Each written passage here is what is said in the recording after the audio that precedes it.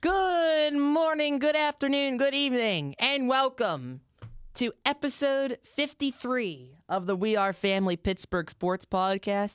I stomped my foot for no reason. I don't know why I did that. You're fired up. You I am. I mean, how can you not be fired up right now? I know. The Steelers. You're very fired up for the Steelers. Not the Steelers. Not the Steelers. We're locked on Pitt football, like Jake Bell is year-round. But right now we are locked on Pitt football. And that's going to be our first topic. So, yes, episode 53. This is the Yankees David Bednar episode, as that is his new number with the New York Yankees, as he's back to all-star form.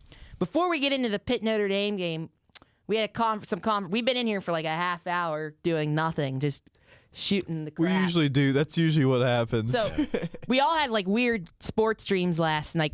Do we feel comfortable sharing? Putting this on the podcast. Not really. I don't mind sharing if you want me to share. Jake Bell, please. You go first. So I had two Pitt football dreams. Very weird. The first one, I think it was the night before last night. I had a dream that Pitt was playing against Florida State again for the second time this season. At Florida State again. Never happens ever. And they were losing 18-0 at half. I don't know what to make of that. 18-0. 18-0. What a weird score. What a weird score, and just a game that would never happen. It was because in my brain I was like, this is weird. Didn't they just play Florida State at Florida State and they're doing it again? Another whatever. But then the second one I had, it was last night, and I woke up at 7:30 a.m. and I was like, oh no, I missed the game. For some reason, Pitt was playing at 7:30. I don't know why. Or you thought you thought Pitt was playing. Maybe I thought. I don't know, twisted. Yeah, it was like weird. Or it was either that. I forget if it was that or if I missed like the whole game day thing. I don't know what, but I decided not to go. I was just like mad I didn't wake up early, so I just was home watching the game. And then for some reason, I was checking my phone of the score of the game while I was watching it, and Pitt was up like 30-10. And I'm looking at the TV. I'm like, that's not the case at all. They're not winning 30-10. And so was it 30? I thought you said 33-10. Or 33-10. Yes, you're right. It was 33-10. It's very specific stuff, folks. It was 33-10. So then then I'm watching the game, and Pitt is losing 60-42 with 6 minutes to go. But I'm still very optimistic. I'm like, you know what? They have a shot to win this game. Were you in a basketball? No, it was a football. Did it become a football game and go into a basketball game? No, it was all football. But whenever I was watching it, I felt like, those restaurant like that, like I don't know if it's a restaurant, but you know how they did that thing where like the whole like TV is like around, like, you know what I mean? Like it's a whole screen around. That's what it felt like I was watching, but I wasn't anywhere. I was just sitting in the living room. So that was going on, but I was still optimistic. I'm like, you know what? Pitt has a really great shot. Now, were you in your house at Plum or were you in? But I'm not going to be at my house in Plum that morning. I'm going to be in my apartment at Point Park. So it was a really weird. Well, I'll tell you what, if Narduzzi gives up 50 or 40 or more points to Notre Dame. Yeah. No, I'm just kidding. But like, this defense has been looking. Be an issue. This defense has been looking really, really good. We'll get into the game. Nate. Well, mine was just like funny. Like it was all one dream. Like my whole evening, like sleeping last night, and so. I'm there, and I randomly, every week they pick a kid from, that college to do this kicking. Yeah. And I get Pat picked. McAfee. We were talking. I think it was because we were talking about yesterday. It would be funny if a kid from Point Park, it's like we're kicking the field goal. They pick him, and I get picked, and I'm talking with Kirk Herbstreit and McAfee. And I'm like, and they're like, so what's your major, at Pitt? And I'm like, oh, I got a Point Park.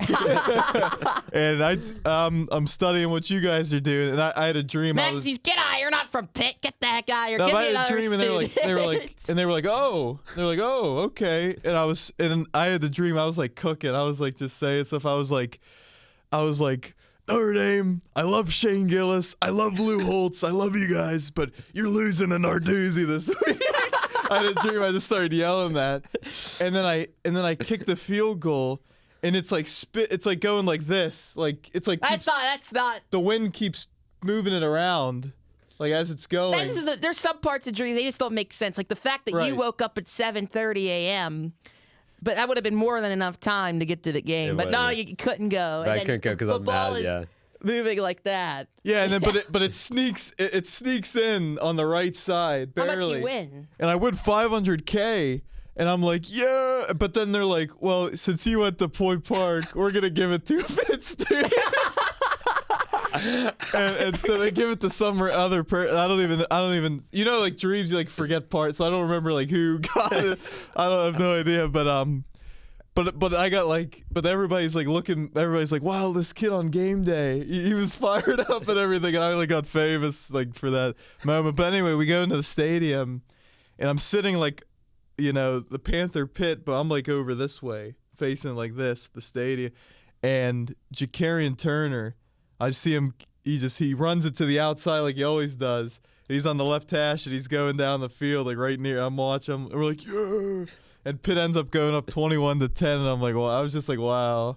And then that was like that was all I remember. We don't know what happened. That's a teaser. So we have 21-10, 33-10, but then 60-42. But there was no context because they were never actually winning 33-10. Right. It just said it on my phone. But then I was looking at the game. It's like they haven't been winning at all this entire game. What's my phone saying? So weird. I feel like there's been more bad Pitt mojo than good Pitt mojo. But like I always have, I gotta be honest. I always have dreams that my favorite team, if I'm anticipating a game, that they lose. I always, so I don't think much about it. So, but well, Nate's, I'm more optimistic. Yeah. I felt good about it. That was a good feeling. It was a great dream. I was. But and then 18-0 though to Florida State. That was a random. Yeah, well, I woke up and I did not get very much sleep last night. Those dreams were intense. And I was so tired, but I was like fired up waking up this morning. So I was like, I don't know. I'm feeling good about this game now, just because of the dream I had last night for Narduzzi. So well. My dreams were not Pitt related. Like I often have multiple dreams that don't make any sense at all. So I had a dream, it was baseball. The Indians, they weren't the Guardians, they were still the Indians. Excuse me? The Indians they were back to being named the Indians, and they won the World Series like this year. And I remember I think they were playing the Blue Jays, which doesn't make any sense, because they're both in the American League. But they were down 5-2, and Luis Ortiz was in my dream. And I don't know if he was pitching for the Blue Jays or the Guardians, but I think he blew the game. Now, I don't know if I heard anything about him making profit off of him blowing the game, but he was blowing the game. And I was dreaming about him throwing balls in the dirt on purpose. Wait, was he on the Blue Jays? I don't know. I don't know. You said he was like trying to blow the game. But somehow the Indians won, though. And I remember being mad because maybe that was the ALCS, but I remember thinking that the Indians, they just won on some BS. Like, they squeaked out these games in Game 7. Cleveland. I was like, this isn't a good baseball team at all. How did they win the World Series? Like, it's not BS. And I think I remember thinking about Matt Palangi. I was like, I don't want to hear it from Matt Palangi. And I was just like, I was going to argue with him in the sideline group chat. I was going to say, this is some BS. You guys literally came, like, you weren't, like, you got outplayed, like, and somehow you won. That part's realistic. Arguing in the sideline group chat. I don't know if I don't know, but like it's just a bunch of different thoughts that I'm coming back to me. And then we fast forward, I'm walking in Point Park, or where was I walking? Was I in Bellevue or was I at Point Park? I'm not exactly sure. But someone got ran over by a truck. I think it was a construction worker. Got ran over by a truck. I don't know who it was, but there was a guy in a yellow jacket, and he was just laying on the ground. But I couldn't, because I was like far away from it. I couldn't see it. I think he was like okay, but he was just kind of laying there, and the ambulance was there. That's such a random thing. I don't know why that happened. I don't know what to make of that one. Yeah. He got ran over, but he's all right. Yeah. Well, I mean, he was kind of laying there, so I don't know. I'm happy he's all right. I'm very happy that he's okay, maybe. Let's just hope that doesn't mean that a Pitt player gets hurt and they got ran over or something. Well, I had nothing about Pitt in my dream. Nathan Schivins gets run over at College Game Day. He's just laying there. Well, what a way to start the podcast. Let's get into this game, because everybody's tuned out by this point already. They're done with our dream. They're done. Obviously, if you we didn't know this when we did our last podcast, but the big thing, we've talked a little bit about Pitt Notre Dame. But the big story now is that College Game Day is coming to Pittsburgh. Now, they came in 2022 when Pitt played West Virginia, but they were in the stadium. That was a quick thing. That was a quick It was a Thursday night. Yeah, it wasn't really that's not really the official game day. They Saturday. went to Ohio State. They were going to Columbus after, so it was just a quick thing. So the last time they were really there where fans could stand in the background and all that was in 2005 when Pitt played Notre Dame. I assume they lost that game. When I was born. Yes, so we were both born. I was 2 years old. Like you guys. I was very little young. blabbermouth. Yeah, I was probably Baby. almost a year old then. So, excuse me, I'm like having silent burps. I don't know what I was saying, but the fact that College Game Day is going to this game, because I think we all thought, Texas, Georgia, Alabama, Oklahoma, like ESPN is the SEC. SEC is the ESPN now. Like, they probably won't go to that game. But I think the big factor was that the storyline is Pat McAfee returning home to Pittsburgh. I'm sure he pushed for it. Mm-hmm. Even though he's not a Pitt guy, I'm sure he's wanting to have, College Game Day at Pitt at some point. And this is the biggest stage possible for Pitt. And you don't know when they're going to get back to this point. You don't know when there's going to be this big of a game between two ranked teams that includes Pitt at Acrisure Stadium. You don't see that often. So this is huge for Pitt. And I think the fact that this is the College Game Day game, even though it doesn't matter for their ACC championship hopes, and I mean, it wouldn't if they win. It definitely helps their college football playoff case, but it makes it a bigger deal because Pitt is really in the national spotlight. Like, this is a game you have to compete in and show that your program is on the up and up with a young quarterback. Yeah, this is big, and I think that was part of it with McAfee wanting to come back to Pittsburgh. Right. But I think also part of it was, like you were saying, I mean, it hasn't been to Pittsburgh in 20 years, and they've been trying to go to places they aren't, as frequently stopping at week by week. But yeah, it's going to be quite a scene. It's a sellout, the first sellout for Pitt since last year, actually, against West Virginia. But clearly, there's a lot of excitement for this game, not just among Pitt fans, among people in Pittsburgh that want to just take it in this environment here. And there's certainly going to be a lot of Notre Dame fans. There's a lot of them around here to begin with.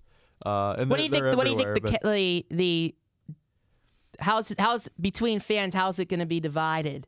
Are we thinking 60-40 Pitt? That was my initial thought. If I had to guess, because there's going to be a lot of Notre Dame going to travel well. Yeah. They won and there's out a lot of since the Notre first Dame two fans losses. in the area. That's what I'm saying. I mean, yeah. Which right. also includes James Cashman, by the way, but he's not in this He's area. not. He's We not in had the a great area. conversation with him. We were telling him that it was fake news. We were arguing with Brian and James the report about Paul Skenes. Yes. We'll get into that, but that was completely fake news. Mm-hmm. But Yeah, but he was saying Pitt's not a good team. He was saying He's a Notre Dame's going Dame to blow. fan. He said Notre Dame's going to blow Pitt out, and he said, which is possible. he was like, Pitt lost to West Virginia, which is true. They did lose to West Virginia. but this is a different Pitt It's team. a different Pitt team. It's a different Pitt. That's what team. we're trying to tell ourselves. It's a And- different team. Yeah. Yeah, and it's going to be very exciting. I'm excited now. Apparently, I'm going to this game now. I'm very excited, and We're gonna be for the there early for atmosphere. game day. Yes. and I'm really just looking forward to being there because I've never been to a Pitt game I've never been to one against West Virginia. Where it's a packed house and there's that environment. Yeah, I've been to the couple Steeler games and they're obviously raucous environments, but for a Pitt game, the biggest one I've been to is Louisville twice, and it was there was a lot of seats that were not full, and the game wasn't as meaningful. So I'm very looking forward to that, and looking forward to see what Mason Heinschel with this offense, what those linebackers can do, what everybody can do on a national stage here, because that's that game that noon on ABC. You watch College Game Day, and then you flip to ABC and you're watching that noon game. Who's on the broadcast? Is it Herbstreit? No, he's doing Texas, Georgia. Oh yeah, that makes sense. It's probably I love Sean McDonough. He always calls it like it is, and he's been on a lot of like big. He did the Pitt Clemson games. game last year, didn't he? what Clemson? Maybe Pitt versus Clemson. Yeah, Pitt versus Oh Clemson. yeah. I was forgetting that game even happened for a second. Yeah, he did, and he did Pitt Florida State a couple of years ago. He's done some of the bigger Pitt games. So that'll be. I'd like it if it was him, but it'll be good broadcasters. It'll be a good game. I think it's going to be close. I think there's some big key factors in this game. Notre Dame's elite run offense and running game versus Pitt's, so to this point, elite run prevention. Pitt's third in the country in rush yards allowed. They're giving up 80 rush yards per game. And that doing that with a lot of backups in all season, which makes it even more impressive. Now, you could say, who have they played with a really good running game? And the answer is really nobody, because Louisville, Isaac Brown he wasn't at his full health in that game. NC State's probably because their running back leads the ACC. Right, that's a good point. And he did break off the one, 76, 78 yarder, but other than that, Hollywood Smothers didn't do too much. I mean, you expect Jeremiah Love, he's probably going to break one. It's just limiting him. You have to limit.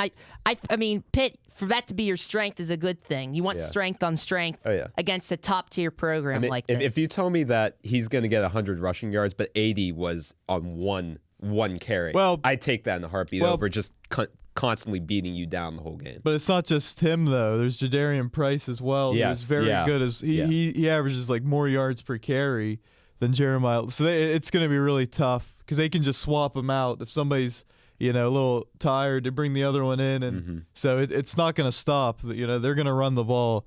They're going to commit to the run with Marcus Freeman. And another key situation is going to be Pitt's passing offense versus Notre Dame's passing defense, which isn't great. Their run defense is pretty good. This isn't like the hard knocking Notre Dame defense we've been used to in the past few years. They haven't been I feel like no one's really talking about Notre Dame's defense as being one of the best in the country. Well, they gave up a lot of points to Texas A&M at home. They gave up a lot of yards to Miami, although the score is a little less than maybe it could have been. But those were very early in the season, and they've played not the greatest competition since. So how much have they gotten better is the question. Now, Texas A&M, they're one of the top teams in the country. I think if that game is played 6 out of 10 times the way it was played, because Texas A&M had to keep coming back to win that game, and that was such an impressive win for them. That's what's gotten them over the top. I mean, Notre Dame lost those games very close. Miami, I think, has regressed. I think Notre Dame, under Marcus Freeman, you expect them to be the better versions of themselves late in the year. Yeah, I agree. Yeah, I mean, to me, I think it's all, you guys mentioned the run defense, but it's also for Notre Dame, it's going to come down to if C.J. Carr can do a lot whenever he's going to be asked to throw more. I assume, he's going to be throwing the ball more than usual. He's a young quarterback. It hasn't had to be in that situation, especially recently with the win streak they've been on. But I think that's going to be a key component is Pitt's defense. Are they going to be able to withstand C.J. Carr, assuming he's going to have to make some plays with his arm? Well, I'm glad you brought up the quarterback there because I really think this game, I mean, this may be obvious. We say this about most games, but I think the quarterbacks here are going to be the storyline. It is two freshmen 18-year-old quarterbacks going against each other in a primetime matchup like this. Is Carr a true freshman or is he a retro freshman? I don't know, but he's young. He's a freshman, and I'm pretty sure he's 18 or 19. So these are two quarterbacks with not a lot of experience. Now, C.J. Carr's already been in some big games, right? So this isn't going to, I don't think, faze him. The big question is, how is Mason Heinschel going to look early on in this game? Because this is going to be a brand new environment, a brand new type of pressure for him. And he's playing an elite team, which he hasn't really played. So it's going to be interesting to see in the first half, I think for the entire team, but especially for Mason Heinschel, how is he going to handle his nerves in the beginning? Because if you make a couple of mistakes in the beginning and you find yourself in a hole, then you're screwed. We have to play smart football throughout, and we can't turn the ball over. And that's my issue with the Cade Bell offense is Heinschel's going to be running around and throwing a lot, right? And early on in that game, it's going to be normal for him to be nervous. So how does he handle that? can we take care of the football? Can we get a run game going? I think to settle him into the game, I think is going to be very important. So, and now CJ Carr is still a true freshman. He's still inexperienced. So whichever defense can get in that quarterback's head is going to win the game. Yeah. I really think that's going to be the difference in the game. And I expect it, especially in the first half, to be low scoring. It's because Pitt's going to be nervous. They're going to be feeling each other out. And Heinschel, this is going to be an upgrade in competition for him. So I expect this to be like a 24-17 type of game. Now, I may be wrong because Notre Dame's defense, suspect, as we talked about. Pitt's defense, known to give up the big play, right? So I could be wrong, but I just feel like the circumstances with these quarterbacks and how big of a game this is, everyone's going to be kind of nervous. I think that results in a lower scoring game for Saturday at noon. Well, and your point about the turnovers, Pitt has to win the turnover battle in this game, I think, to be successful.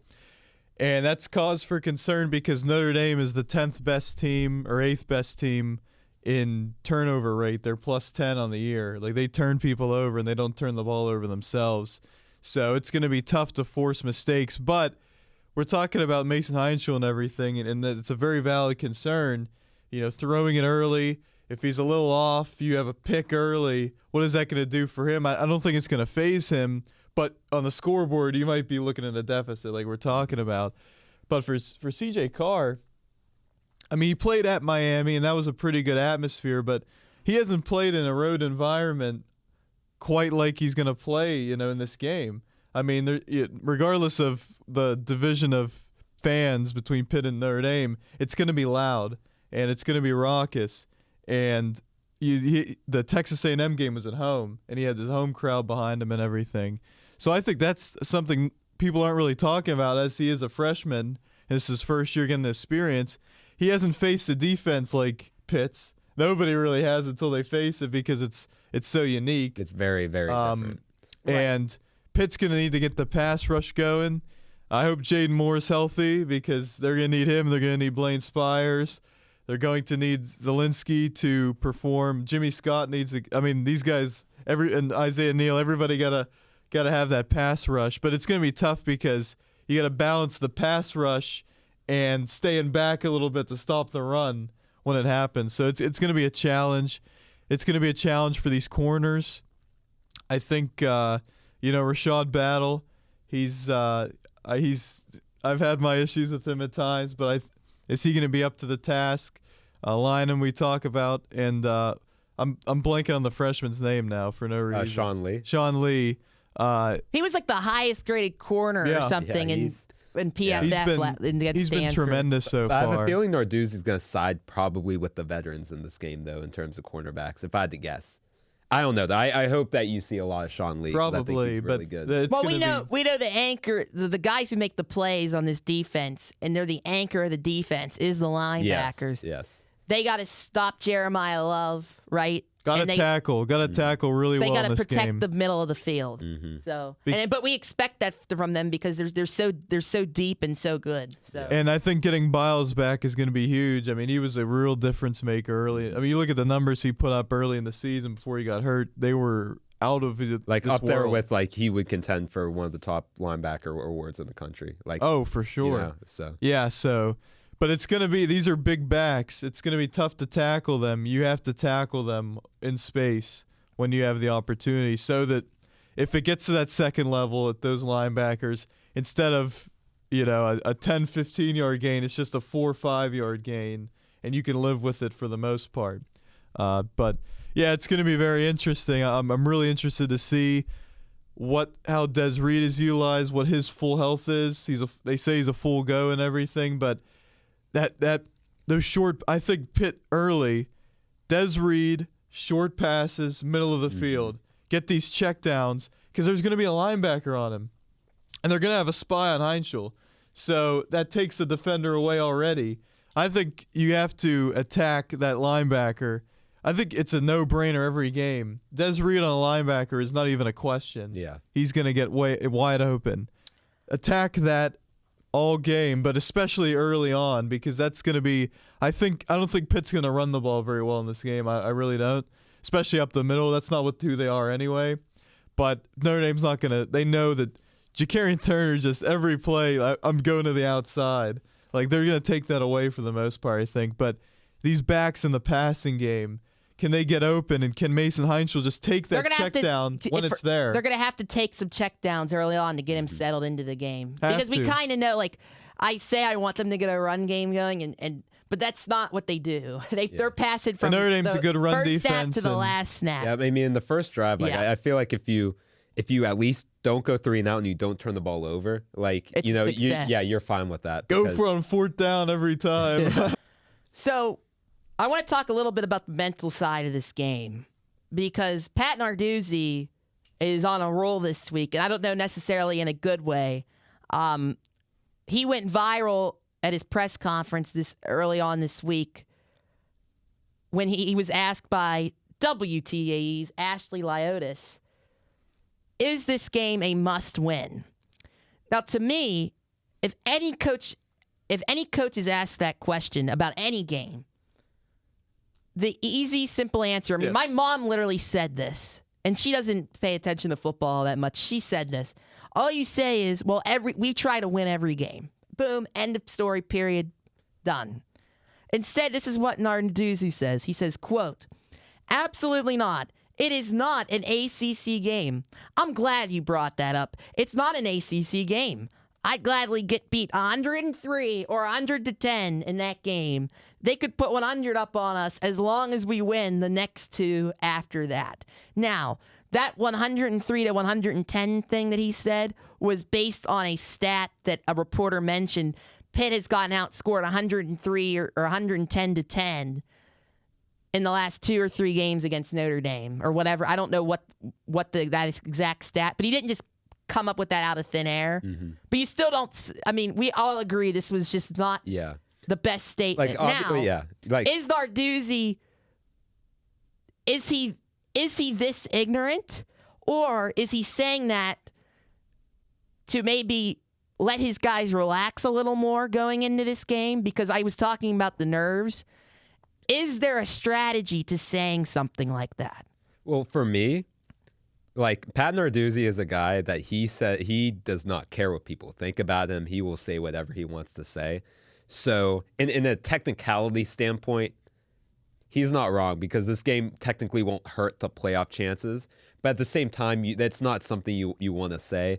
Obviously, if you're 7-2 and you're ranked, you go 10-2. That is huge for your program. If you can clinch 10 wins without having to worry about the ACC game getting you there, that's huge for your program. That gives you multiple that if you beat Notre Dame and you win out, that guarantees you multiple double-digit wins for the first time as a head coach since probably the 70s, 80s. That a head coach for Pitt has ever done so. No, 2021. No, I mean like multiple double-digit win seasons as a head coach for Pitt. So yeah, no, I don't know what to make of it. He could be just like what you're saying what he thinks, and that's it. Or is he saying that to maybe let Notre Dame not be meant like Notre Dame sees that and they're like, oh, they're not taking us that seriously. Yeah. And they're not going to be coming at us with everything they have. And then maybe he's helping his guys just relax a little more feel relaxed about this game, not so uptight with it being on such a big stage. That's a good point. It could be that, but I still don't like it. I got to be honest. Yeah, no, I don't particularly like it either. I just think it's something, like you said, Jake, or we were saying, it could be easily avoidable. Yeah, just say like every game's a must win.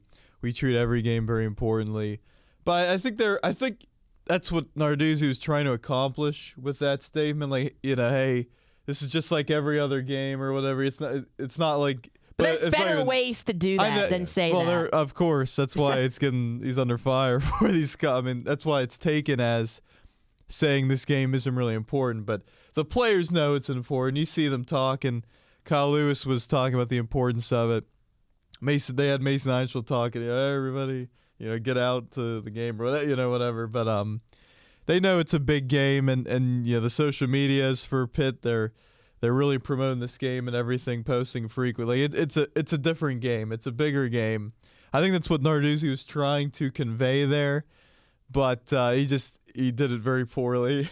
Yeah, and a lot of people have been like coming up to me and that he was like, "What do you think about Narduzzi basically saying they're going to lose by 100?" I'm like, he didn't say they're going to lose by 100. He just said that if the outcome were to win the ACC and make it to the ACC championship game, he's saying he would take that, aside from winning that game and then losing out and then finishing 8-4 bowl game, whatever. Well, let's have that debate for a second, because I know Jake Bell will disagree with me on this. To me, the fact that this is College Game Day, the fact that this is a ranked game at Acrisure Stadium, sellout, Notre Dame, they just went to the national championship. If Pitt, I'm not saying this is what I want to happen, but if Pitt were to beat Notre Dame, this is just a scenario. If Pitt were to beat Notre Dame and not make the ACC championship because they lose one of the two games against Georgia Tech or Miami. Now, there's a scenario potentially where they lose one of those games and maybe still get in, but that would be tricky. We're not going to get into all of that. Let's just say they finish 9-3 and beat Notre Dame, but they don't make the ACC championship. They make a pretty good bowl game. I would be happy with that season. I would be okay with it if they beat Notre Dame. Because yes, getting the ACC championship is a huge deal. But I think Pitt beating Notre Dame on that stage, knocking Notre Dame, a program like Notre Dame, out of the playoff is so memorable and so huge, would be so huge for the program. It's a building block. It's a building block for the program moving forward, even if they don't make the ACC with championship. Heinz, hopefully. Yeah. Right, with a young quarterback for recruiting, transfer portal, all of that. You could argue that this could be bigger than making the ACC championship. I'm not saying that it is, but I would be okay if they win this game and they still win 9 games and make it to the ACC and don't make it to the ACC championship. I know Jake Bell disagrees with me. So I will say one thing. Say they go 9-3 and they win the bowl game and they finish 10-3, I'd be okay with it. Obviously, though, I think making the ACC championship game is more important because I truly feel that, yes, the Notre Dame win would be great. That would be great for recruits.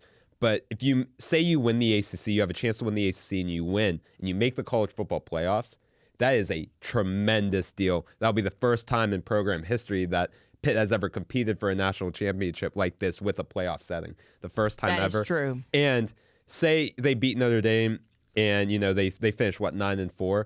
Look at some of the other, upsets they've had. No one remembers whenever, I know they're in the American Conference, but at the time, they were a national contender. Whenever they upset UCF, no one cares about that anymore. People are starting to forget whenever Pitt upset Clemson because, those seasons didn't end with anything more than an 8-win season. Yeah. So to me, I think things would change more drastically for Pitt if they make the college football playoff rather than if they were to beat Notre Dame and then sort of, Well, when you bring in the idea of the playoff, now, but if they make the ACC championship, there's no guarantee exactly that they win. But I'd rather the season end later on than the season end with a loss to Georgia Tech the week after. You know what I mean? Right. In terms of competing for the ACC and making it. So I'd rather, because if you make it to the ACC championship game, there's one of 3 teams you're probably going to face: Virginia, Louisville, Duke, SMU maybe.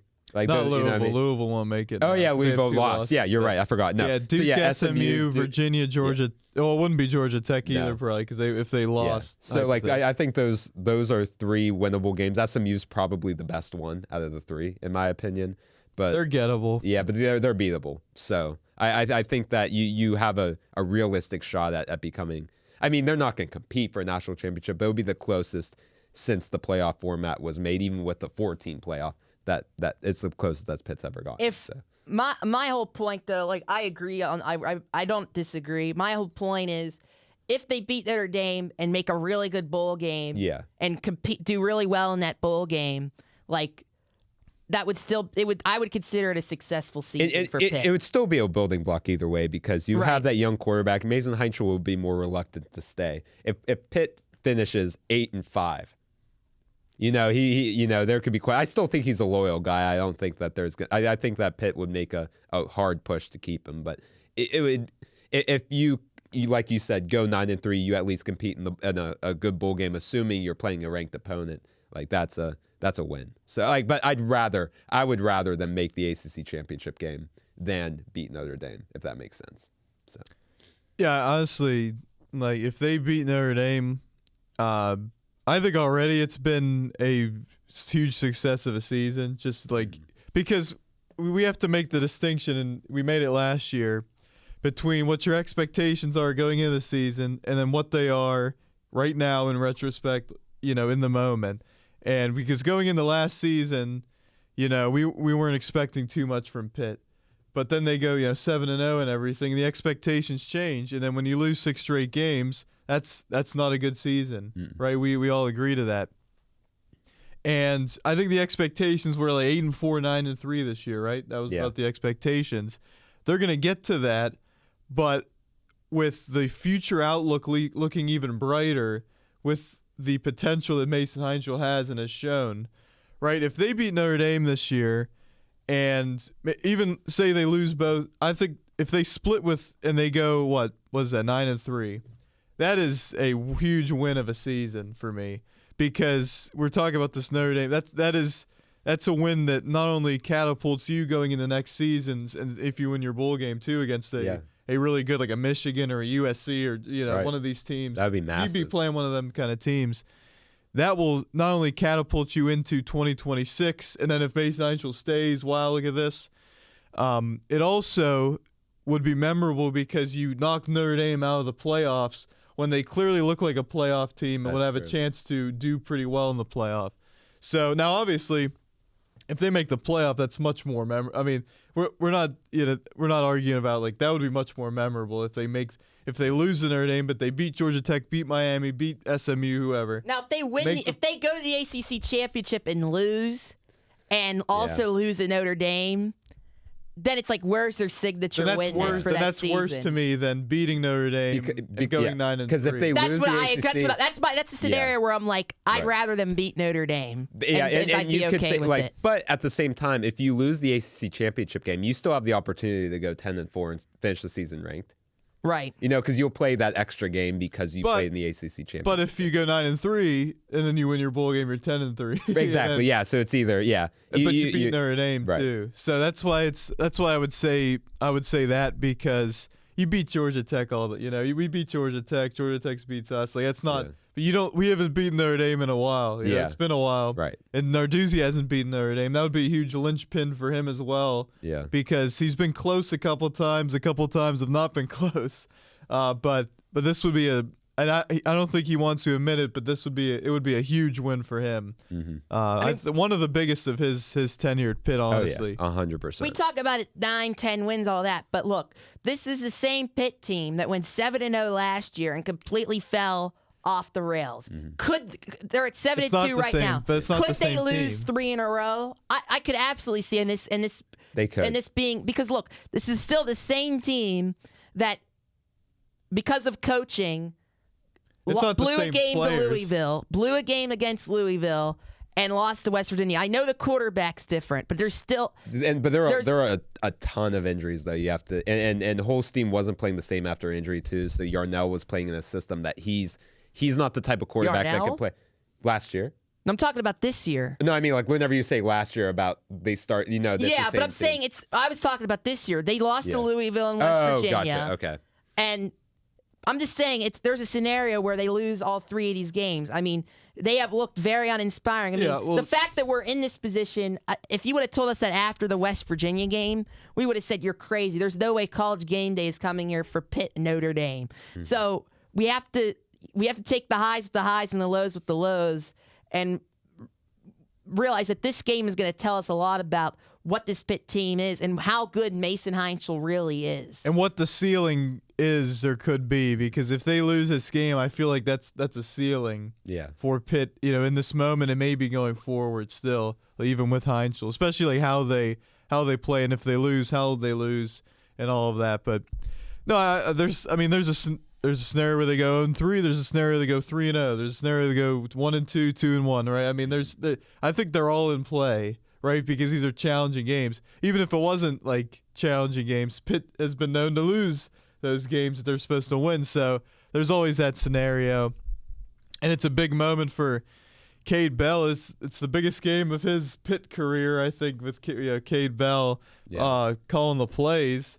It's just not too. It's funny because after that West Virginia Brewers game, we were saying this program's on the decline, and they have a chance to completely change that narrative that we may have put out there. Well, they have Mason Heinschel to thank. I mean, maybe. I mean, you not can even argue his play, Mason Heinschel is saving Narduzzi's job and saving Cade Bell's job. Mm-hmm. You could make that argument. Yeah, and that's the quarterback that both Narduzzi and Bell, that's their guy. Like Holstein, sure, like that was both their guy, but like Heinschel, that's the guy that they looked at through high school. They did so much more scouting on. He's the guy that they brought in, and they're like, yeah, this is our quarterback. So, of any guys that they would turn to early, that makes sense. But it's just crazy how the whole thing just flipped, like a complete 180. So, all right, I think we've talked enough Pitt. Maybe you'll see us on TV. We'll wave. Yeah. Probably, I don't know, probably not. Probably not. Yeah. I guess we'll talk about the Steelers. This is like such a deflating topic compared to the excitement we have for Pitt. Mm-hmm. I mean, this was embarrassing. Well, I don't know what's more embarrassing. Which primetime game was more embarrassing?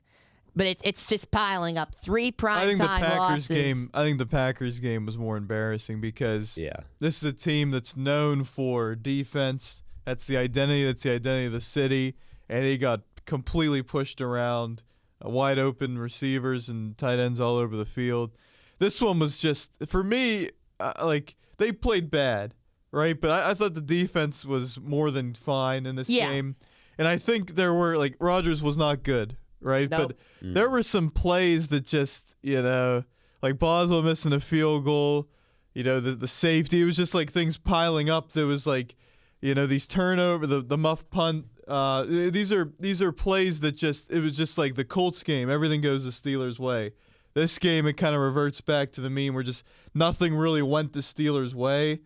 It was certainly embarrassing, but I think that. And maybe more so on a national stage than the Packers game, but I think for Yinzers, I think that Packers one was because that's the storylines there. Aaron Rodgers and everything playing the Packers, and just for that defense, the highest paid defense to get cooked like it did, I think that was more embarrassing. But in this game, Aaron Rodgers, and obviously he gets that hit, and then he wasn't the same. Like that's for sure. He was hitting some of the receivers and everything early.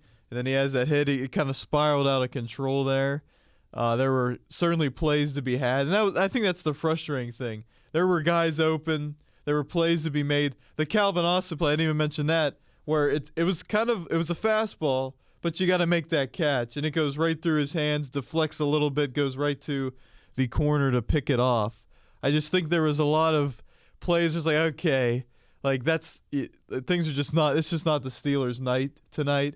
You're not going to see that from Rodgers, I don't think, going forward. I don't think this is a Russell Wilson situation. Yeah, I hope I'm right because certainly Aaron is very old, and his playing days are certainly much closer to the finish than the start. But I think he's still like what we've seen from him is like Russ. It just kind of felt like something was off. And then it kind of just spiraled out of, LLLL. But here with Rodgers, I feel like it was just one of those games. Mm-hmm. And it was certainly one of his worst, but I just think it was one of those games for this team. And I don't think the play calling was very good from Arthur Smith, who I really haven't had too much of a problem with compared to other people. But I just think you got to feed Jalen Moore in the balls in a game where he was dominating. Yeah. He was doing a great job in the passing game. They treat him like he's not the cowbell. They feel like they still have Najee Harris on the roster, like to, it's ridiculous. And he's arguably your best threat in the Arthur Smith offense. Yeah, and I just think there's some guys that are being underutilized. I think now Johnny Smith was dropping passes. He's been dropping passes, so I understand kind of maybe going away from him at times. But Darnell he was Washington supposed to be the wide receiver too. Yeah. Like where is that? Like what we saw in Well, Miami? there needs and to I be. don't necessarily blame Jonnu. I don't. It's Well, you know what I Arthur think, Smith's though? offense. Yeah. I think Calvin Austin hasn't performed. Like he's been hurt a little bit. He's always hurt though. It's tough with him. He's a small guy. He gets hurt a lot, but he needs to be more reliable certainly, and he'd be the first to tell you that. But I think it was key for Roman Wilson to get that touchdown late in the game. It seems like but he's gotten that garbage time touchdown like a couple of different times now. But that one, it was a really good route.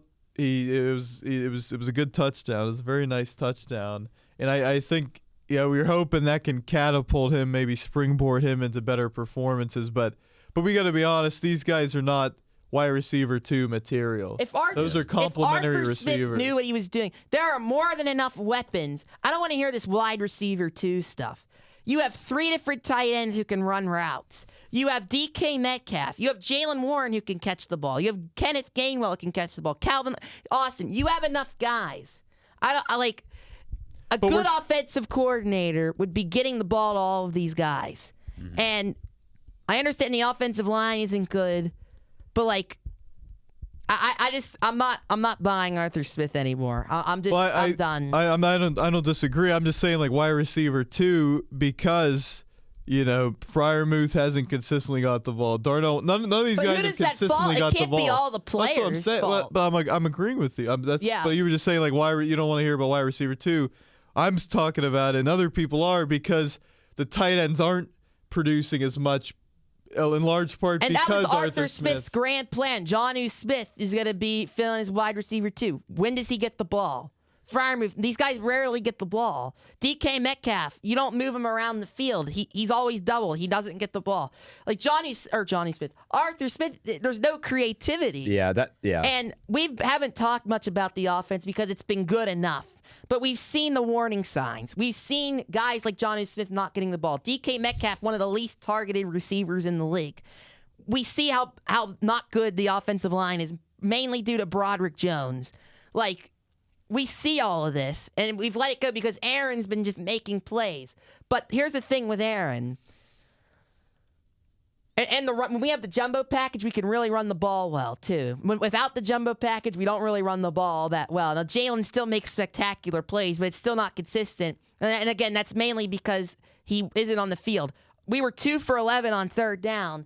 He's not on the field for any of those third downs. He's dominating, and he only has 14 carries. So, but I forget where I was going. Well, those third downs, too, why would you have him in? Because say it's a 3rd and long.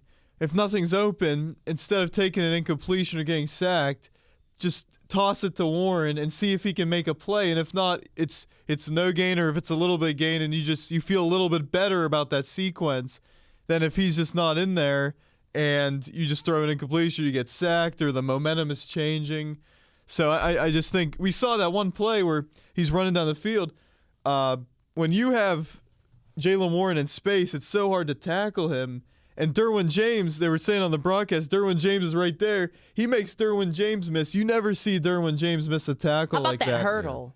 Yeah, and then the hurdle as well. But he breaks that tackle, and a play that looked like it was going to be a negative turns out to be a huge gain that gets him in the red zone. So even with the offensive line struggles, you have to get Jalen Warren the ball. And this has been a consistent issue like for as long as we've had Jalen Warren. And there's no excuses anymore because you don't have Najee. So I don't know what it is, if they think he's going to get hurt, if they give him the ball more. But, like, you're paying him a decent amount of money now. Like you got to let him, give him more opportunities. But what I was leading up to, Aaron has been hiding the issues of this Arthur Smith offense with his solid play.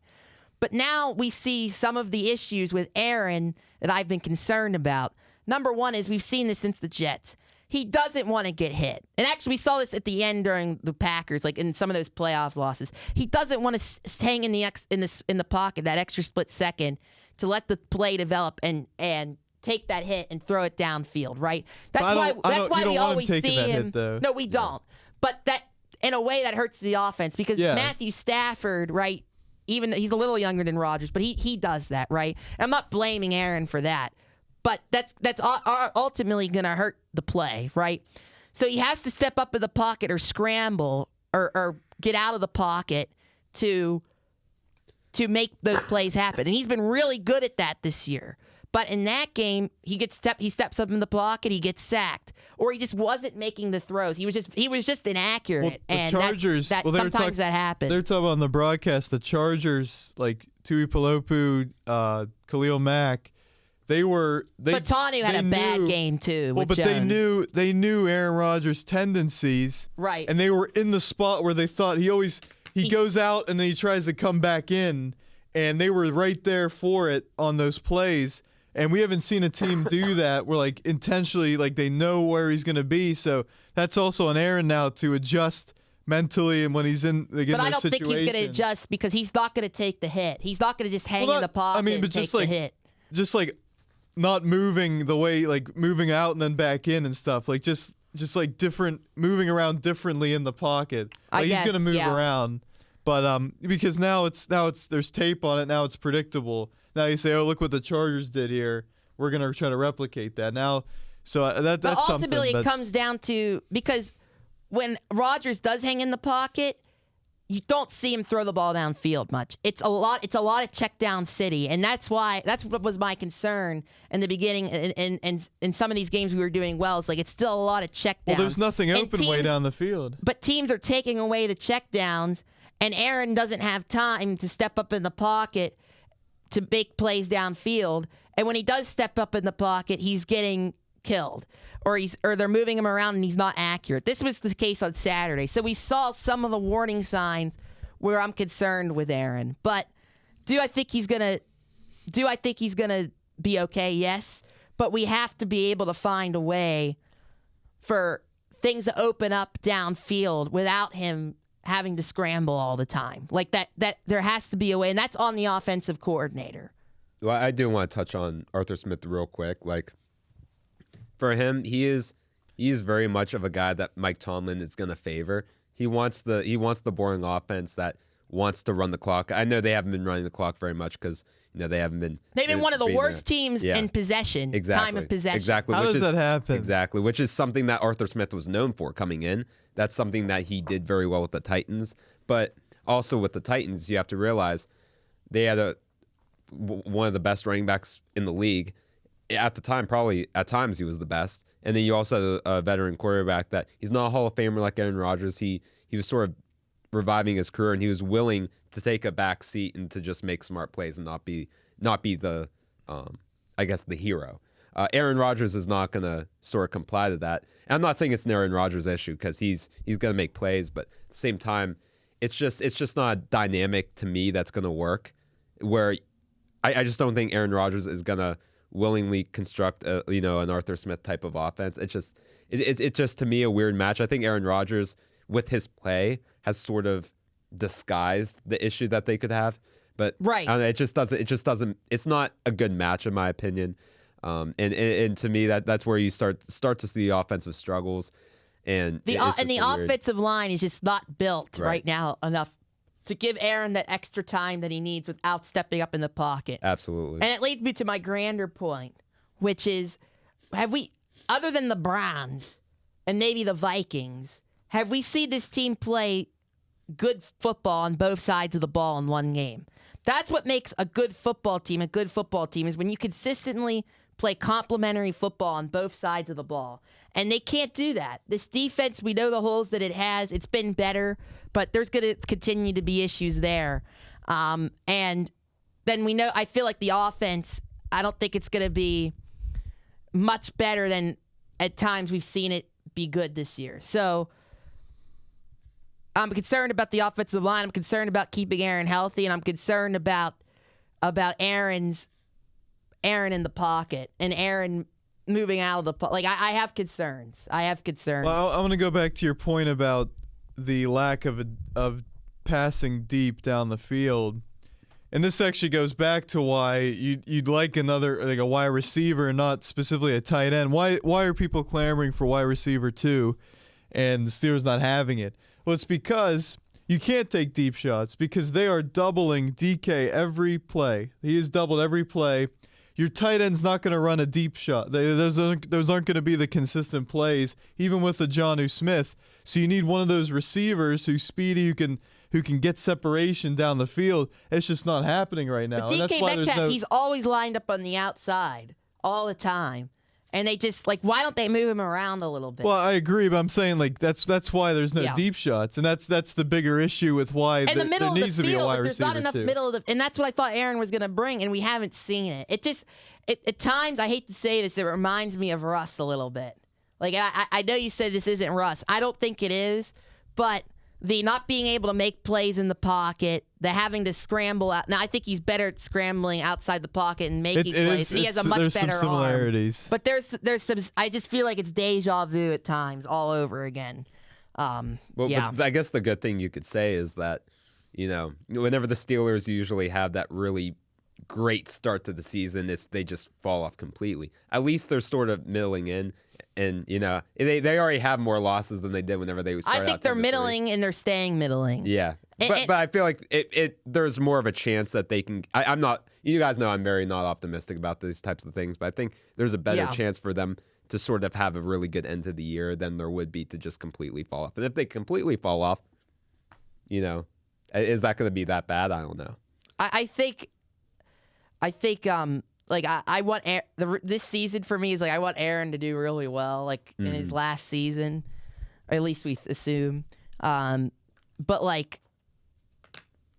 we've been saying this for years. If the Steelers won 7 games, that would be what this franchise needs, is to have a reset. But that never happens. It just seems to never happen because, especially with how the defense is playing now, they're going to find some wins. They're going to get to 9 wins still. So, but if they lose to Cincinnati this week, you're in big trouble. Big trouble. Yeah. And it's possible. We already saw it happen once. Joe Flacco is not afraid to come into Heinz Field and tear up these corners. He's done it, probably 50 times. I mean, Jamar Chase, I don't see why not Jamar Chase can't do what he did again. I don't see...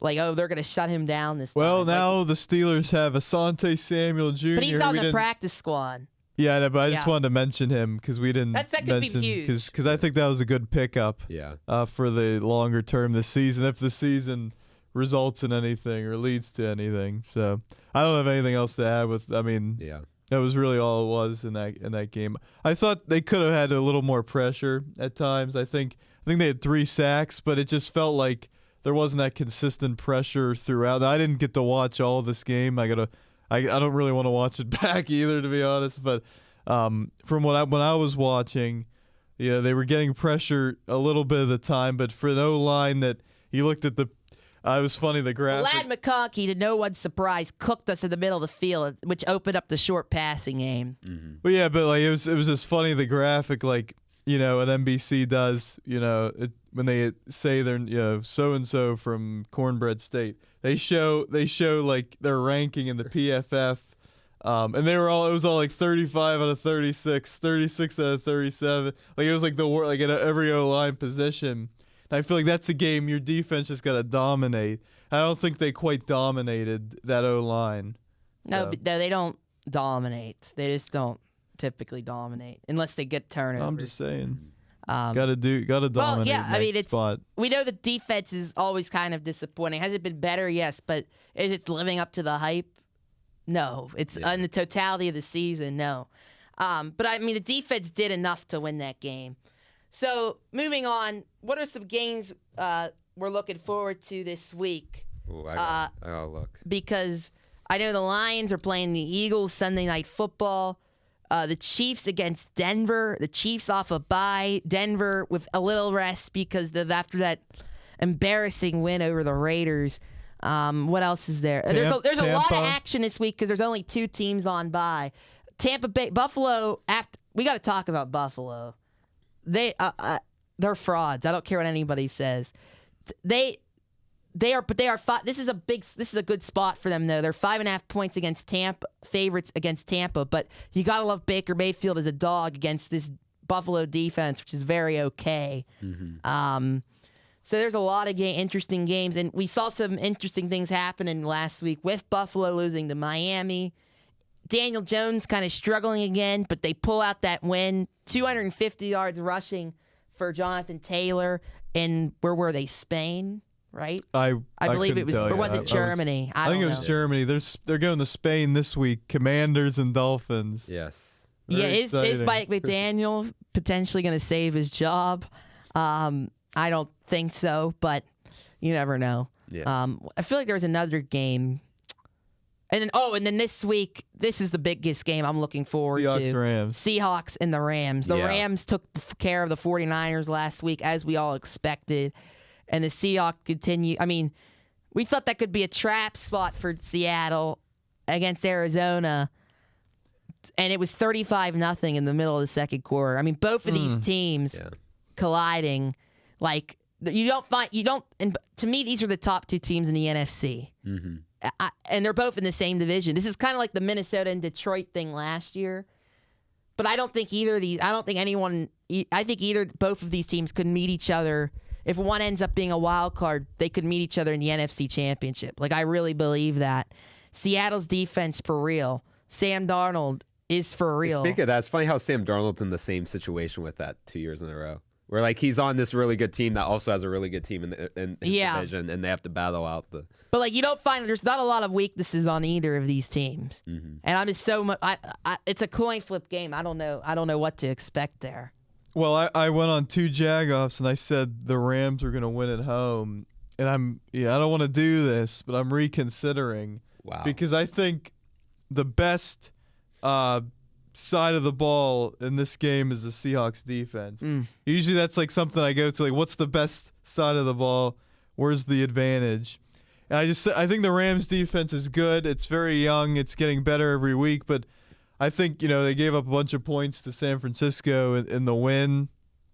I think Seattle has the ability to shut a team down offensively. And Stafford isn't going to move around as well as... Stafford is strictly pocket. So if they could collapse the pocket and get to Stafford, they're going to have success. But honestly, I do think it's a coin flip. And I said the Rams at home, I could just give them the edge, I guess. But it's going to be very... I'm excited to watch that game. I might actually be covering soccer now. I scheduled, so that could be an issue. But yeah, I'm looking forward to that one for sure, because that's our 1 and 2 right into like top teams right now. Now I had Seahawks 1. I think you guys had Rams, but 1 and 2 are going to be squaring I think both off. of those teams proved us right this past weekend, ranking them in our top 2 or 3 teams in the league. Mm-hmm. And then the Eagles. Another bad prime. We had some very bad primetime games. The Eagles beating the Packers 10-7. I was talking yesterday. That was one of the more entertaining 10-7 games you'll see, though, because there was, it wasn't like it was turnover after turn. It was just like nothing going on. Like, there were some compelling things. Now the Packers side, they didn't really move the ball well at all. But their defense, like. It was a great it wasn't like bad offense. It was more like great defense, I think, in this game. Like, the Packers' pass rush was all over the place, getting after the quarterback, Jalen Hurts, making him escape, move out of the pocket. And that Eagles' pass rush was excellent. Jalen Phillips, who they just acquired, which was a Howie Roseman, man. He just makes these moves, and it's like and he made an instant that defense. impact. Now, and their secondary is probably the best in the league. So we'll get to the Packers, but the Eagles, they're like the non-fraudulent version of the Steelers. They find a way to win these games that they really like. They just love to win these ugly games like this, and games where they're behind and they somehow come back. Their defense makes a play and they come back, and Jalen Hurts just starts to go crazy after doing nothing for two or 2.5 quarters. Right now, that wasn't necessarily the case in this game. I mean, the offense did just enough, right? But my issue now, I could argue that they are going to be fraudulent, because even though they had games last year where they they didn't really show up for a quarter, like Saquon Barkley was consistently reliable for this offense. And again, held to 60 yards rushing or less. That is not going to be sustainable when they go up against the Rams, the Seahawks. Jalen Hurts is not going to be able. They got to give him the ball more. Yeah, they got to give Saquon, and I think this is a big issue. Is their offensive coordinator? Is the coordinator position? We've talked about how when Sirianni doesn't have that A+ coordinator, couple of years ago, they fall off and they lose to Tampa. You bring in Kellen Moore, you have success, you win a Super Bowl, your offense is humming, Saquon Barkley, incredible. And then this year, you're not feeding him the ball. He's not as successful. A.J. Brown's complaining even more. Yeah. He's not getting the ball much at all. He literally said, if you have me on fantasy, just don't start me. Like, he literally said that he was like, my season has been a catastrophe. I forget the word he used. But like, you can't blame the guy. Yeah. You really can't blame the guy because he's a Hall of Fame talent. He knows he can put up Hall of Fame level numbers. I don't blame him. He is a diva though. It's a bit excessive. I mean, is it though when you're not getting the ball at all? Well, last year he was getting the ball more and he was complaining a lot too. Like he's just good point. He got his way out of Tennessee and now he's with you want to be traded, you go to a great organization in Philly. You win a Super Bowl. But at what point for J.J. Brown, he got his ring, right? Now... Yeah, but he was complaining before he had his ring. True, but maybe he wants him out because now he wants to go put up numbers, even if it doesn't mean winning a championship. Well, then we're done then. We're trading you. You're getting traded to the Steelers. He's not going to put up numbers here either. Yeah. Well, that doesn't be even funnier. Yeah. So, I think maybe Nick Sirianni comes in and takes over play calling duties. Like, I know we're going away from this game. Like, I didn't hear this until after Sunday. MCDC.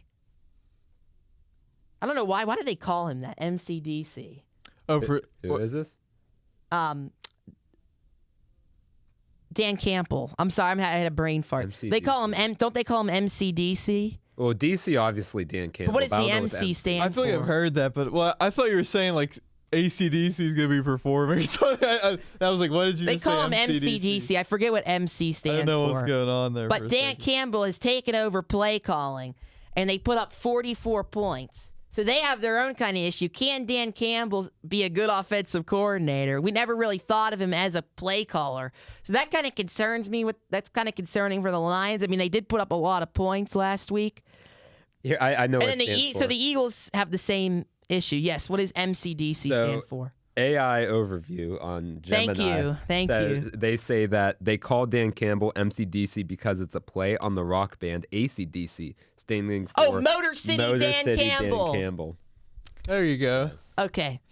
So the Eagles both those teams are have the same issue. So it's going to be key to see who calls better plays. Is it going to be Dan Campbell or is it going to be Kevin Patullo? If Dan Campbell does better than Kevin Patullo, I mean, Eagles fans have been saying, let's fire Kevin Patullo. So maybe Nick Sirianni sees what Dan Campbell does on Sunday and they lose to the Lions if that happens. And they say, you know what? I'm going to take over play calling. I think the Lions are going to win this game. I just have a feeling no matter what, the Lions are going to put up points. And can Philly, like in this current iteration of them, compete right now? I think maybe later on they will be able to, but you just have this offensive performance that was embarrassing, frankly. Can you flip that switch immediately? Your defense was on the field a lot. And it was in pressure situations a lot on a shorter week, Monday night. I just think it's a good spot for Detroit, who blew out Washington, was able to rest some guys a little bit later, although Dan Campbell's not a guy who rests people too much. But I just think Detroit, I think it's a good spot for Detroit. Yeah, as good a spot as it's going to be on the road in Philly. Yeah, especially Philly on a short week after a tough physical game in cold weather. Yeah. The game is at Philadelphia, or is it at Detroit? Yeah, it's in Philly. So, going back, though, to the Packers, I want to talk about the Packers. The big debate, right? Because we know this Green Bay defense is solidified as a top 5 defense. Other than the Dallas game, they have been great in every single game and every one of their losses. Like, Micah Parsons may not have the impact with the numbers as he's had, but, you see his presence on the field and what he's doing and how he's made that defense better and how deep their secondary is and how good just everything about that defense is pretty darn good. And when the offense plays like we know it can with Josh Jacobs, having a good running game with Josh Jacobs, when Jordan Love is in rhythm and on point, and Matt LaFleur has a good balanced offense going, this team can win a Super Bowl. But we've seen this over the few years Jordan Love's been the quarterback. There's been weeks where there's just these lulls, and it's like, what is going on with this offense? We saw that in Jordan Love's first year. It's like, this offense isn't good. And then all of a sudden, in the second half of the year, Jordan Love picks it up. And they should have went to the NFC Championship that year. Is overall their inconsistencies on offense, is it a Matt LaFleur issue, or is it a Jordan Love issue? Or is it a little bit of both? I'd say a little bit of both, to be honest, because like I feel like they need each other to do well. Like, it's like a weird thing, because Jordan Love, he hasn't. I really like Jordan Love, but he hasn't established himself as a guy that could be a true leader that can audible at the line of scrimmage and do a very good job. You know, it seems like, you know, he needs Matt LaFleur to have a good scheme for him, and Matt LaFleur really needs Jordan Love to execute. And I think that's just what it all comes down to. I mean, what's concerning, it seems, I mean, that game, the Green Bay wanted to muck it up. They literally said that on the broadcast. We want to make this an ugly game. And that tells me, like, is Matt LaFleur losing trust in Jordan Love? Because you can't, you're paying him $50 million or whatever. You're supposed to let him sling the rock around. And it seems like Matt LaFleur, not even just the Philly game, but just lately, has been so reliant on the run game. And at the times, I mean, their offensive line has actually struggled. Josh Jacobs has put up monster numbers, but it's because he's getting like 25 carries a game. Like, they're not consistently running the ball all that well. But Matt LaFleur wants that to be their identity. But meanwhile, you're paying Jordan Love all this money. He's 6'4", big arm, right? We've seen him be really good. So the fact that the coordinator and the head coach, he's the same guy, doesn't have confidence in Jordan Love is an issue. I mean, that seems like a big issue long term. And I feel like if you're Matt LaFleur, because you know Jordan Love's going to make some mistakes, you got to let him make mistakes and realize that your defense is going to hold tight. But the mistakes are going to be worth it if he makes the big plays he makes. Because once they let him sling it against the Steelers and he got in rhythm, he looked like one of the best quarterbacks in the NFL. Mm-hmm. Well, you talk about maybe putting the reins on Jordan Love a little bit, Matt LaFleur. I mean, that's going to happen when you have that performance against Carolina like you did, and he throws one of the worst passes I've seen in recent memory. It was, I mean, and you guys know I wasn't as high on the Packers this season as my microphone falls down. I'm not the highest on Jordan Love because he is kind of a gunslinger. And he makes these decisions where you're like, what were you thinking there? He'll have these beautiful passes, and you're like, wow, what a throw by Jordan Love. He's Favrean. Yeah, but not as good. And I think that's the thing. I still think good enough where you got to take the risks and let him just sling the ball around because you already put in a financial investment in him. I feel like the offense has to be Jordan Love-centric, and you have to take the mistakes with the big plays because that's the only way you're going to put up points. And you want to put up as many points as you can. And even if it comes with some turnovers because your defense can stand tall. Like they've proven that. Yeah, I would agree. But, you know, it's just some of these turnovers can be really killers. And you never know. Matt LaFleur might think he's going to go into it. If he sees a couple plays consecutively, he's like, he's getting a little loose with the ball. Yeah, maybe we'll do a couple handoffs here or there or whatever. But I think LaFleur has to answer some questions. I think a lot of it's on Jordan Love, but it starts with the head coach, and you're paid the big bucks, and I think a lot of it falls on these receivers. That was my concern. Like Jordan Love threw some good passes, they just dropped the ball. Well, what did I say? They don't have a star receiver. Well, what did I say going into the season? They're like, look at all these receivers, these young receivers are going to continue to get better. That's why Aaron left. Are they going to get better? Like I didn't see it going into the season. I'm not seeing it right now. I think Romeo Doubs could be something, but he hasn't really developed that aspect. He's a kick. Yeah. They use him in kick returning and everything more. Matthew Golden, first round pick, hasn't done anything. Where's he been? I didn't even. He was see hurt him. last game. But that's the tough thing with it. Like investing an early draft pick on speed, because like if that's all he has, you know, you go to the NFL, every single guy that gets drafted has these incredible 40 times. So it's just it's going to be so much more tough. You have to sort of add more of an element, and so far we haven't seen that from Golden. I'm sure he's more than just speed, but that's just the only thing that has been present. And another thing, you know, that we haven't talked about, but I think a big part of it, especially the last couple games, is Tucker Kraft's injury. Yeah, I was just thinking that. I think Jordan Love. He was their number one option. Kraft, he was not only the number one, but he was that safety valve where if nothing's open down the field, there's always, you know, Tucker Kraft getting open over the middle or in the shorter game. And with him not there, you don't trust the other tight ends there in that situation. And that probably made Matt LaFleur less confident, even less confident in Jordan Love. Yeah, and like you said about Jacobs, you know, he'll if he gets a crease, you know, he's a really good back. But there were a lot of plays in that Philly game where he was getting stopped at or behind the line of scrimmage, which is an O-line issue, which is another concern because the Packers always, you know, you're pretty good O-line, but their O-line hasn't been. I know they had some good. injuries, but I don't know how healthy they are exactly on the offensive line. I don't know their personnel. So it's a weird. I just always have that feeling with the Packers, like with Jordan Love and LaFleur. It's like they're just not clicking, and I just don't think they're ever going to. Yeah, and that's a concern considering the investment. I mean, you may have to move on from Matt LaFleur, and I think the consensus. Can the Steelers hire? The consensus among people in Green Bay is Matt LaFleur is the issue. I'm not saying that they're right or that they're wrong.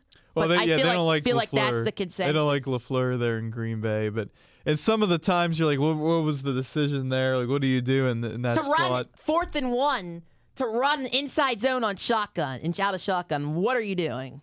Yeah. What are you doing? Was that the play they called a timeout before too? Or I don't think so, no. Okay. Well, I think one of them they called a timeout, and then it was like, what is that play? But yeah, that's something the Steelers, like, that's not something a innovative offensive guy would be doing. Yeah. This is hilarious, way off topic. I just found this note card in my famous Hall of Fame book here. This was a roster when we did our roster episode in March. Oh yeah. Wow. This card has been in there, and I wrote down the positions for the Pirates.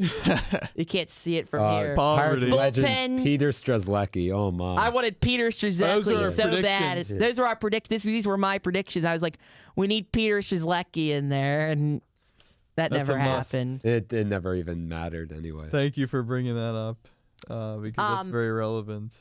Well, I had to because I looked in there and. I didn't mean anyway, that to be sarcastic like that. It was very I disrespectful. didn't mean it to be like that, actually. I want to end the episode talking a little bit of baseball. The awards have been happening this week. Paul Skenes, the day before. Yeah, let's Cy Young, Paul Skenes. I mean, you know, it's a golf clap. We all knew that was going to happen. $2.5 million bonus, by the way. That's why he showed some emotion. Yeah. That's why Bob Nutting was like, no, because, you know, it takes away from the payroll. Apparently, they're going to add money in their payroll. So Pirates, we can't. Bob says, Ben, we can't do anything. $2.5 million for Skenes, too much to handle. Anyway, but before of course, there had to be some like random news. We're not going to mention the source, but it was a fake source. Yes, not a fake source, but not a reliable source at all. It was a source that created fake news. Yes, and it's going all over. Talking baseball, they're putting it on their Twitter, like acting like it's a real thing. Shocking. Talking baseball is being a joke again. Okay, so, yeah, so it's the source is that Paul Skenes has said. Out loud, he has said to teammates, I'm going to go play for the Yankees. I don't believe that for 1 second. He may think that. Yeah, I but didn't believe that we at know all. his character. And why, like, he the would Yankees? never It's say just that. like the Yankees in particular. Like you wouldn't say like if he said. And it was a local source in the New Jersey source who said he's not from the area. It's like he's from California. You would it's think not like the he'd have Dodgers any... would make more sense. Yeah. Like if he said, "I want to play for a team that actually Our wants to group compete." chat or is something. Skenes to Dodgers for a reason. Yeah. That's a whole We other know. story. But, We know what's going on, what's going down. Right. So that was interesting, and I feel like that I'm sure Paul Skenes and the Pirates organization found that to be annoying because like this is supposed to be a good day for the organization for Paul Skenes, and then this media firestorm comes up. Don't be in a position where that could be a reality. Like I just like you create that yourself. Like these rumors are all because you're not creating that team that it's just a disrespectful team. And I think Paul Skenes, once again, he handles himself so well. Yeah. He had a great response to this. He said, fantastic. Everybody, all 29 teams expect the Pirates to lose. And that's why he didn't say this particularly, this second part. And that's why this article or whatever this source came out. Because everybody expects the Pirates to lose, but I want to be the guy. This is quoted. I want to be the guy that can come and change and be a part of the group that changes that. Mm-hmm. I think that was a perfect answer. I think he calmed down any belief about that source being valid. If he actually gets traded, I'm gonna be so mad if it's the Yankees. Like I assume it's gonna be a different team than the Pirates going forward. In the years to come. And that's just the reality at the end. Once he starts going through arbitration, that's just. They want a lifeline, these Yankees fans, because they're just not there. They're not on the Dodgers level, and they're all sad, and they need a lifeline. And I just hope it doesn't get to them because they don't deserve Paul. No. I don't think. Even though I love Brian Cashman. I wonder what his response is going to be to this. But we talked to Brian and James, and they were claiming that this source, we mentioned this early in the podcast, they were saying this source was valid. They said they were working the phones. Yeah. I think that they are just, similar to the Yankees every year. They think they're going somewhere, but they're really not going anywhere. They're not going to the promised land, per se. Yeah. They're a little delusional over there in the Cashman household. Yeah. And yeah, it's just a whole situation. But Paul Skenes, I think in that same thing, he also mentioned how there's players that want to come here because, it's an opportunity in the MLB and they have nowhere else. And there's other players there's other personnel that have opportunities but want to come here because they want to try to build a winner in Pittsburgh. And he credited that to Bill Murphy, the new pitching coach, who definitely had opportunities elsewhere. I imagine the Pirates weren't his only phone call. So that's, I'm a little pumped up for that. I'm still locked in on Pitt football, but that's something that also with this Murphy guy, there was a quote too that he said, to Skenes, like there's two groups you could be in. That's what I was like kind of like going there's two groups you could be in if you're trying to be hired by the Pirates. Mm-hmm. This being like a springboard to a better job, or you actually committing to it and wanting to be one of the reasons why this team became successful. Mm-hmm. So yeah, that was neat to see. Need a lot more of that from the people above them for sure, because it's just not going to happen if you field the same kind of team next season. Yeah, and if you fire Oscar Marin or you mutually part ways because his contract was up, you have to bring in a guy that is a slam dunk hire, because that pitching staff is what is going to propel this team. And I think on paper right now you have a slam dunk hire. So I'm hoping that it all comes to fruition. These young pitchers start to improve, and yeah, we'll see. Quickly, tonight MVP. Judge? I Judge. I haven't thought about this in so long. Oh my goodness. I think yeah. This is always Judge. I think Judge, yes, in terms of the offensive numbers. I would like Cal Raleigh to be recognized for it because of the impact he's made with the Mariners and how that team has had more success. It would be a cooler story if Cal Raleigh, Judge, I still say his name wrong. Judge is better in every category. He is, but to me, like. But then that brings up the argument: is it a statistical award or is it who is most valuable? But you still can make the argument, though, adding on the statistics, that Judge has the edge over Raleigh and Raleigh. He is still one of the most valuable players in the league. He is, to his team. But you also have to give context. The Yankees are always going to be competitive. With the Mariners, they're not going to have the payroll to sign these big guys. They're like Cal Raleigh, to me, has elevated this team to win the division for the first time since any of us were born. Before any of us were born, they haven't won the division since, and he's commanded a pitching staff that's a playoff pitching staff.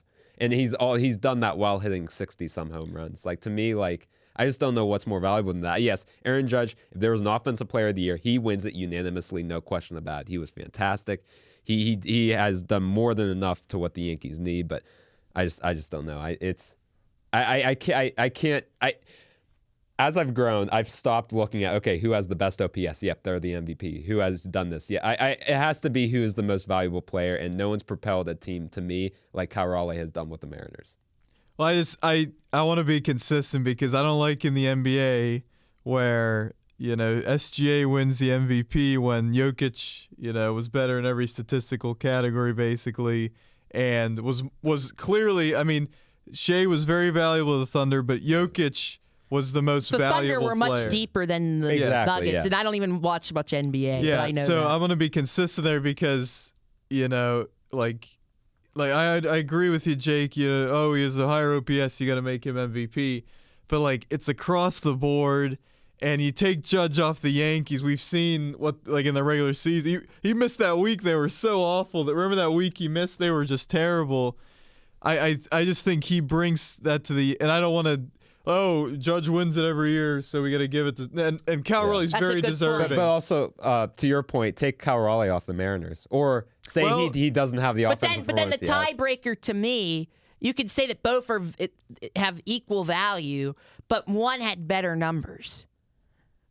But Cal Raleigh did command Cal Raleigh was a catcher and one of the best defensive catchers in baseball. He's done historic stuff as a catcher. No catcher has ever hit, like, primary catcher has ever hit 50 homers in it's an interesting. I see both sides of it. I will not be like, Aaron Judge, he should not have won it. I would not be losing sleep. There are some people who will. Yeah, there are, because he has had a generational year. You never see someone put up generational year after generational year. But to me, it's just knowing the Mariners' history, having a guy like Cal Raleigh who has just completely become a different offensive player than he's ever been, and also still commanding a really good pitching staff. To me, it's so hard to undervalue that just based on basically offense. To me, yeah. If either one wins, I'll be fine with it. Yeah, absolutely. It would be a cooler story if Cal Raleigh wins it. Obviously, for what the Mariners did and for the reason of him being a catcher and putting up those numbers. But I just want to hear their rationale. These people that vote on it, I just want to hear the rationale. If it's like, they wouldn't say this, but if I get the feeling it's like, Judge is winning it all, we got to give it to somebody else.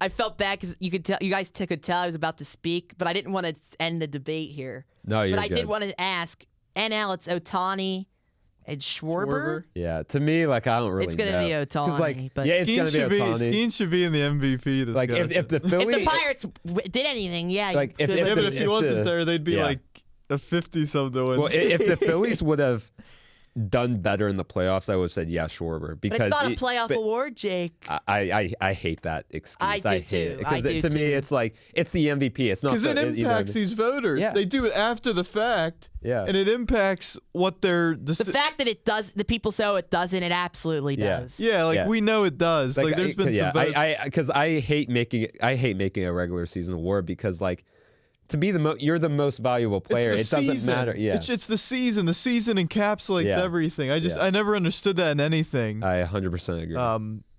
Now it's weird sometimes. Like, in the NBA, you have like Finals MVP or something.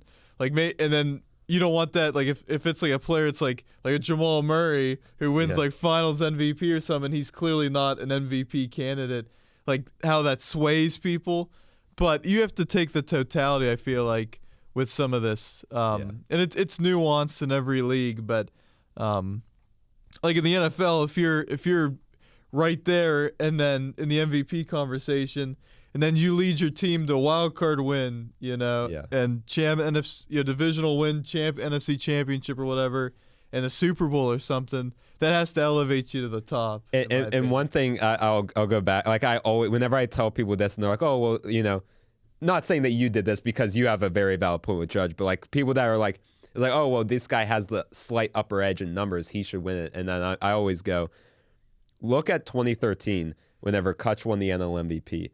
Paul Goldschmidt put up better numbers in every category, but why did Kutch win it? Because he was the leader in the heart and soul of a team that has not made the playoffs in over 20 years. To me, I mean, stuff like that, to me, I think it has to be considered. And I think that's a lot of things that people aren't really realizing with Cal Raleigh. I think the only argument people are saying is, oh, well, 60 home runs, he plays catcher. I'm like, look at how important he was for a team that won the division for the first time since 2001. Like, to me, I think that's his. Why can't they be co-MVPs? Yeah, I know. Well, this is why there needs to be an offensive. Could that happen? Yeah, it happened in '79. You know what? That would not shock me if that happened. Yeah. That would not. I mean, it wouldn't be shocking. But I kind of support that. If that happens, I'd be like, that would be insane. But like, yeah, the last time that happened was Willie Stargell and Keith Hernandez in the NL MVP in 1979. Really? Yep. Both won co-National League MVP. And I believe it was that same year. I want to say 2 players won co-Rookie of the Year for one of the 2 NL or AL. Wow. I forget. I need to look that up. Or it happened around that time period. Jake Bell short coming up. Yes. Or is he I think I read, my dad gave me a 1980 Who's Who book. That and they showed a bunch of the 1979 awards and stuff because that was the last time the Pirates won the World Series. So I would read through that thing. I was like, wow, co-NL MVP. That's pretty cool. I remember watching a documentary and they were talking about how he was mad. Stargell was co-MVP and he was like mad about it. You know, like I didn't see that. I need to watch that now. Interesting. I don't even remember. This was a while ago. I don't even remember. I think we should say I came into this saying, Judge, I'm rooting for co-MVPs, baby. Yes, Let's do it. I am all for that. It. Make history. That'd be great. I mean, 2 historical performances in the season deserve a historical feat. Imagine though, like Judge, like he missed a couple weeks too. That is true. It is. Like, because I'm not saying that. I'm just saying, imagine, he had a great season. But if he re-breaks the AL home run record, now that's a completely different argument because that's another. Cal Raleigh is the first catcher to ever hit 50, let alone 60 home runs, and then Aaron Judge also breaks the home run record. That becomes a completely different conversation. So, well. We gotta mention the Atlantic Coast Conference because I feel like we've talked a lot about the Atlantic Coast just for this Conference. week because Virginia Duke this week, that'll be a lot. I'm rooting for Virginia. I think going into a couple weeks ago I was like, okay, Duke, I hope Duke wins that and kind of maybe knocks Virginia out. But now I don't want Duke getting anywhere close to the ACC championship. They're another team that fell victim to UConn. Especially if Pitt doesn't make, because I think Pitt would beat Duke, certainly. But especially if Pitt doesn't make it, I think some of these teams are vulnerable to lose one of those, a game to Duke or something. Now, Jake Bell, I got to be honest, he was not last week, a week before, he was worried about all these teams. And I'm thinking to myself, it'll even itself out. Right. And Pitt, we have to see what Pitt is a real right, because if they lose to Georgia Tech, it doesn't matter what. Before we even worry about all this. Now, last week I was rooting because there is a chance where there could have been a lot of tiebreakers, but with Louisville losing, we were rooting for it. Louisville getting a huge upset against Cal, getting upset by Cal at home. That solved everything. And because Pitt didn't control their own destiny, now they do. Mm-hmm. And I'm glad you brought this up. And then Virginia getting that first ACC loss against Wake, that was big too. So, but the Louisville one was so important because Louisville has it ahead of Pitt, right? Yeah. And now they have 2 ACC losses. It's huge. Well, it's going to be tough for Virginia because I don't know if Chandler Morris, their starter, is going to be right. Playing. That's why you could argue that's why they lost that game. But they've been in a lot of games like that against teams like Wake Forest, and have pulled it out even with their. I'm sure they would have won 17-16 or something still. Right, but the fact that you're in that game, you're in a game like that all the time with weaker opponents shows that you're not really a top team. 3 quarterbacks, Wake's throwing everything at They don't care. They somehow are winning. They have 6 wins, don't they? They're bowl eligible. Yeah. Maybe SMU, right? Didn't they? Yeah, there's some bad teams in the ACC with some really good records. Yeah, Cal. I mean, Duke just lost to UConn. You got to tip the cap to Cal. I was not expecting that because they're not a good team. They play a good game. They have a bright future. If they could get some players, that quarterback they have, he's a freshman. He's going to leave, I think. Like Mendoza did. Yeah. I was hearing, Cal is just a hard place. it's just a tough place to win. And they're in the wrong conference. Let's be honest. And that is a good school too. Like that's a hard school to like do well academically and also play. Like that's why Stanford's. This kid's a true freshman, and the big boys are going to be calling because he's a really good player. And it's like, are you in this age of NIL and transfer portal? Are you committed to this program? But Cal, I don't know the dynamics. Are you trying to win? Like you gotta. Well, also if make you an effort. like NFL teams, it's sort of a risk. If you ball out at Cal, NFL teams are gonna see that, and they also are gonna like the loyalty too. So that's something to keep in consideration. If you're switching teams every year, NFL teams aren't gonna. Yeah, just want to mention that, and I think does SMU? Who do they play this week? Clemson plays Louisville. That could really. Clemson's only like a 2.5 point underdog. Like that at Louisville? Yeah, at Louisville. Wow. That could be an interesting game to watch. I just love Clemson's been irrelevant this year, which I think has made things more fun. Well, but they're fighting for a bowl game. They need to win this game really to get to a bowl game. Well, the thing is that not a lot of people are them. talking about is this will be the second time since Pitt joined the ACC that there will not be a Clemson or Florida State ACC championship winner. It'll be the second time ever. The first time obviously was Pitt, but this will be the second time. Not second time ever, but is going to be Pitt. I hope so. But it's going to be tough. It'll be the second time since. It's going to be very tough. It'll be the second time since 2013. Whether that's Georgia Tech, whether that's Pitt, whether. No, I'm not. I don't really necessarily believe that, but I'm pretending like I believe it. Yes. Well, just be optimistic. How about that? That's all optimistic. We need to be, yeah. All right, Yin's done. Talking about the ACC. Pitt just needs to focus on Pitt. Yes, you have to win. Pitt. Before we pop go, your P's. Don't pop your P's. See the difference? P, and then P. Yes. There's a big difference. That's what that's you learn behind in the scene. That's a behind the scene thing. Shout out to DJ Fability. There you go. And I want to make a shout out before we go to two Jagoffs, Austin Carnes, Lucas Coons. Thank you for having me on. All of us have been on their podcasts and everything, and thank you for having me on, Austin. You do a great job, and I've told you that many times. You know that, but really appreciate that.